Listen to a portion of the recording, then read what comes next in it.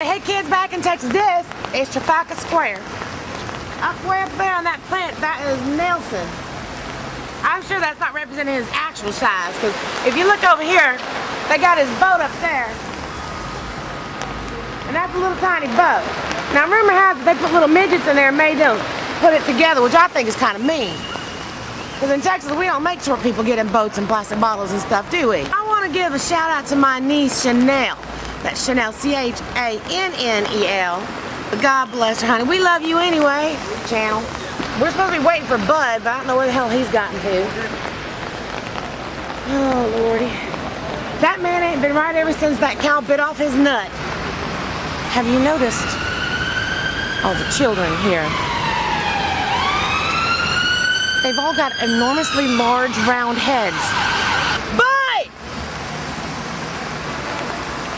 Now, I know that I teach home economics, but I do want to teach history, because I think I have a flair for history.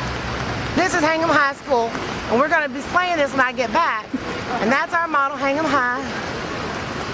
And for some unknown reason, our mascot is the red beaver. Is that butter? Boy! Where the hell did you get to, boy? You know what? I bet he's downstairs in that bathroom. You know, just like when we all went to Greece, and he went to that big old room with all the guys wrestling, and he jumped right in there, naked as could be. We didn't see him for 3 days. Do you remember that? And I wasn't raised in a barn. Why do they say toilets over here? Why don't they say commode or restroom or ladies' room or powder room? All these nice things that they can say, but they say toilet? That's just wrong. They got a lot of pictures in there. There's lots of dirty pictures in that place. We were in there yesterday. Remember, they got all those naked people, all those naked women. I would never bring the high school kids here. And there's a bunch of kids in there just looking at naked women. Boobies on display everywhere, every which way you go. Boobies. It's got that girl on it, that woman that made everyone's life a misery. That skinny model, what was her name? Twiglet? If I ever meet her, I'm gonna shove a Twinkie down her fucking throat and say, chew it and eat it. And don't tell me, oh, it's just good jeans. I got on good jeans.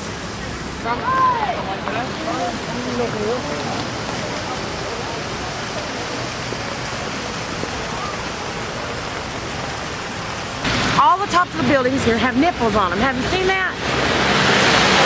Check out that museum. Make sure it's appropriate for young, righteous children to go to. Well, there's nothing but naked people in there. Yes, there's a few nice Christian pictures in there too, but they got to go through the whole naked section to get to the Christian section. And I don't know if we can put blindfolds on the kids to get them through.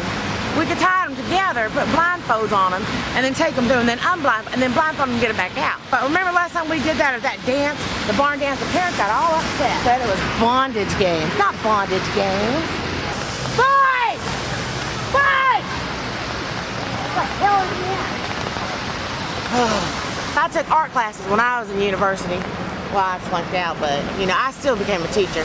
Home economics is very important. If you don't know how to make bread rise, you're pretty stupid. But I did blow off the doors of my refrigerator. Oh my God, look at this woman's wearing. She's my age. That woman has to be my age. She's wearing jungle tights. Now I found out that this place was made in 1805. I found that out on Wikipedia. One of the best, most fantastic resources on the internet, Wikipedia. If you haven't heard of it, look it up. Now this place was going to be called Queen Mary's Run, and I don't know why. But some guy decided, no, we're going to name it Trafalgar. And at first I thought it was going to be named after the battle for Trafalgar, that guy up there, Nelson, won. But they said no. No, it wasn't. It was named after his favorite hunting dog. What a lucky thing, because when he went off to war, he actually was in a battle called Trafalgar. So maybe at some point he had a dream. You know, maybe God came down and talked to him in a dream and said, you're going to be in a battle, and it's going to be at Trafalgar. And that name stuck in his head, and he named his favorite hunting dog Trafalgar.